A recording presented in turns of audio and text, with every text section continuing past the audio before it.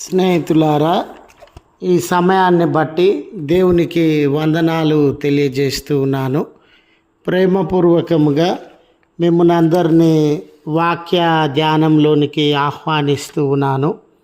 నిన్ను గూర్చి సాక్ష్యం ఇచ్చున్నది అనే ఆలోచనను మీతో కూడా పంచుకోవడానికి ఇష్టపడుతూ ఉన్నాను కనుక దేవుని యొక్క వాక్యమును మీరు ముగింపు వరకు ఆలకించాలని మీ కుటుంబ సభ్యులతోనూ తోటి విశ్వాసులతోనూ ఈ వీడియో షేర్ చేసుకునండి. మీ ప్రార్థన మనవులు ఎట్టివైనను కామెంట్స్ రూపంలో కానీ ఫోన్ కాల్ ద్వారా కానీ తెలియజేయండి. నమ్మకంగా మీ కొరకు ప్రార్థించడానికి సిద్ధంగా ఉన్నాము. లేఖనము మత్తయి సువార్త 26వ అధ్యాయము 73వ వచనము. నీ పలుకు నిన్ను గూర్చి సాక్ష్యమిచ్చుచూ ఉన్నది. స్నేహితులారా, మనం చాలాసార్లు ప్రజల మధ్య మంచి వాళ్ళంగా, నీతిమంతులంగా, దేవుని అందలి భయభక్తులు గల వారంగా నటించుచు మన చుట్టూ ఉన్న ప్రజలను, వ్యవస్థలను మోసగించేటటువంటి వారంగా ఉంటాం. ఆ మంచి పేరుతో, అంటే మనం నటించడం వలన కలిగినటువంటి మంచి పేరుతో కొన్నిసార్లు మేళ్లను, కొద్దిపాటి లాభాన్ని కూడా మనము అనుభవించేటటువంటి వారంగా ఉంటాం. అయితే ఎవరో ఒకరు, మన చుట్టూ ఉన్నటువంటి ప్రజలు అందరూ ఒకేలాగా ఉంటారు కదండి. ఎవరో ఒకరు మన జీవితము వేషధారణతో కూడినదని గమనించి సత్యాన్ని గ్రహించేటటువంటి వారుగా ఉంటారు. ఎవరో ఒకరికి మన అసలు రంగు అర్థమవుతుంది, ఎవరికి అర్థం కాదులే అనుకోవడము పొరపాటు. స్నేహితులారా, నా జీవితం ఎవరికి అర్థమవుతుంది, నేను ఇంత బాగా నటిస్తూ ఉన్నాను కదా, అందరినీ నమ్మిస్తూ ఉన్నాను కదా అనుకోవడానికి వీల్లేదు. ఏ రకంగా మనం నటించినా ఎంతో కొంతమందికి సత్యమేంటో అర్థమయ్యే పరిస్థితులను మనం గమనించవచ్చు. పేతురు కూడా, మనము యేసు ప్రభుల వారితో పేతురు అంటాడు కదండి, నేను చావు వరకు వెళ్ళాల్సి వచ్చినా నిన్ను విడవనని. యేసు ప్రభుల వారు అరెస్టు చేయబడగానే అందరూ పారిపోయినారు. అయితే పేతురు గారు ఎవరికి తెలియకుండా ఆ సమూహాన్ని వెంబడిస్తూ యేసు ప్రభువుల వారిని బంధించి తీసుకొని వచ్చి ఉన్న ఆ ప్రధాన యాజకుని ఇంటి వద్దకు వచ్చి ఏం జరుగుతుందో అని దూరం నుండి సీక్రెట్గా చూసేటటువంటి వాడుగా ఉంటాడు. ఆ తరుణంలో మొదటిసారి ఆయనను చూసి, నీవు యేసుతో ఉన్నవాడవు కదా అని వాళ్ళు ప్రశ్నించినప్పుడు, అయ్యో నేను లేదు, యేసు ప్రభువుకు నాకు సంబంధం లేదు అని ఆయన పలుకుతాడు. రెండవ పర్యాయం కూడా నీవు యేసు ప్రభువుతో ఉన్నావు అని ఆయనను అడిగినప్పుడు, నిజంగా నేను యేసు ప్రభువుతో ఉన్నటువంటి వ్యక్తిని కాదు, నువ్వు ఆ గలిలయుడికి సంబంధించిన వ్యక్తితో ఉన్నావు కదా అంటే, 2 పర్యాయాలు కానని నటించడానికంటే తాను చెప్తున్నటువంటి విషయము అబద్ధమని తనకు తెలుసు, దాన్ని నమ్మించడానికి ప్రయత్నం చేస్తాడండి. ఈ 2 సార్లు చెప్పిన రీతిగానే 3వసారి కూడా నేను ఆ యేసు ప్రభువునకు, లేక ఆ గలిలయుడకు, నజరేయుడైన యేసుకు సంబంధించినటువంటి వ్యక్తిని కాను అని వారితో పలికినప్పుడు వారు అంటారు, అయ్యా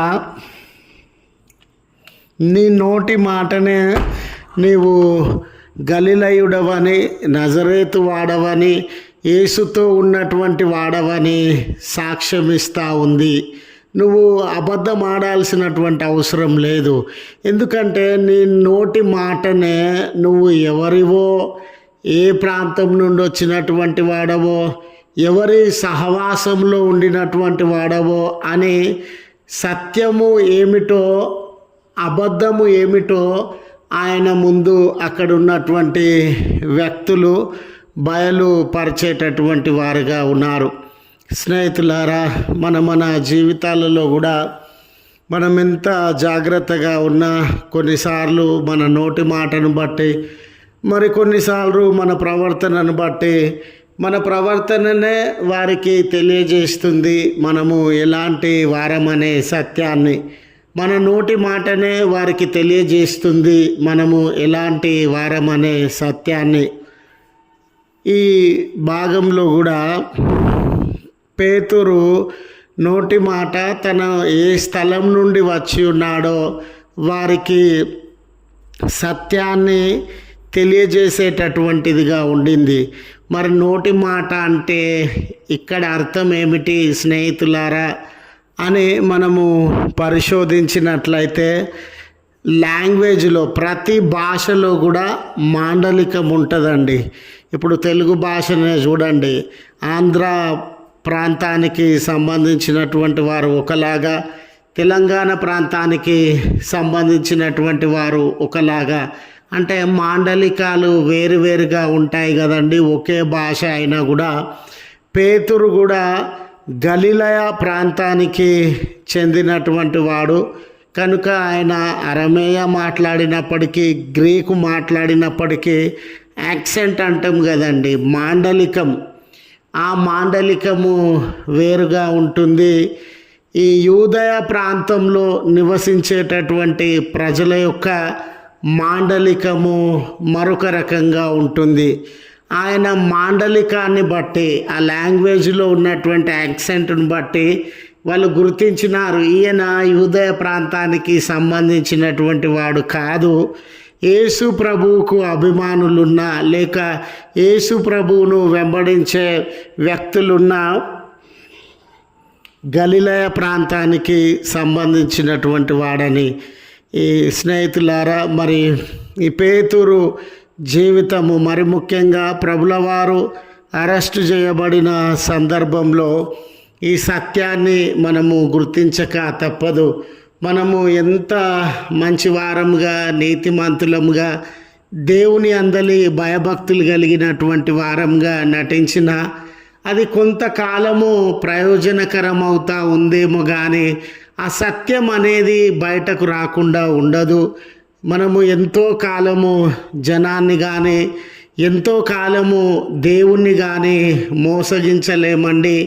దేవుని వాక్యం ఏమంటుందంటే, మీరు రహస్య స్థలాలలో చర్చించినటువంటి విషయాలు అవి చాటింపు చేయబడతాయి. మీరు సీక్రెట్గా మాట్లాడుకున్న విషయాలు కూడా అవి ప్రజల మధ్య చాటింపు చేయబడే సందర్భం వస్తుంది అని. గనుక మన జీవితంలో ఉన్న ఏ రహస్యమైనా బయలుపరచబడకపోదు. అది కొంతకాలం మాత్రమే సీక్రెట్గా ఉండగలదు. ఆ స్పృహ కలిగి మనం ప్రవర్తించాలని, ఆ స్పృహ కలిగి మనం మాట్లాడాలని మనవి చేస్తూ ఈ మాటలను ముగిస్తూ ఉన్నాను. ప్రార్థించుదాము. కృపగల తండ్రి, ప్రేమగల మా రక్షక, మీ పరిశుద్ధ ఉన్నతమైన నామమునకు వందనాలయ్యా. మరొక దినము విపరీతమైనటువంటి వేడిమి పరిస్థితుల మధ్య మీ చల్లనైన రెక్కల క్రింద మమ్మను కాపాడి మాకు ఇవ్వబడిన ఆయుష్, ఆరోగ్య బలములను బట్టి మీకే కృతజ్ఞతలు చెల్లిస్తూ ఉన్నామయ్యా. ఈ దినం చాలా బాధ్యతల యందు మేము పాల్గొనినప్పుడు మమ్మను బలపరిచి, స్థిరపరిచి వాటిని నెరవేర్చడానికి మీ సహాయాన్ని అందించినటువంటి దేవుడు, ఇంకేమైనా బాధ్యతలు, పనులు ముగించబడకుండా వాయిదా వేయబడినట్లయితే మీ చల్లనైన రెక్కల క్రింద మమ్మల్ని జ్ఞాపకం చేసుకొని మా బలహీనతలన్నింటినీ తొలగించి మా పనులను ముగించే శక్తి, యుక్తులను ఈ దినాన మాకు అనుగ్రహించుమని ప్రార్థన చేస్తున్నాం.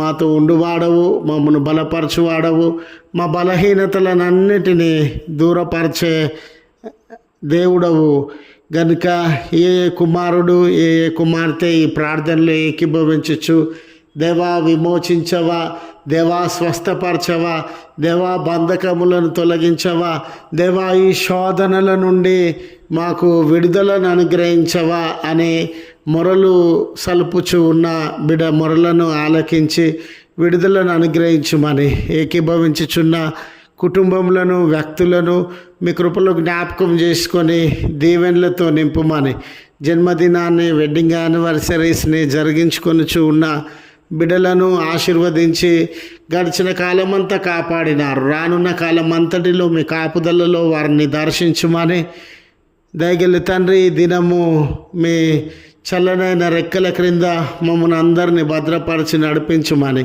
క్రీస్తు పేరట వేడుకొనుచు నాము తండ్రి. ఆమెన్. తండ్రి, కుమార, పరిశుద్ధాత్మ త్రియేక దేవుని దీవెన మనకు తోడై ఉండి మనలను కాపాడునుగాక. ఆమెన్.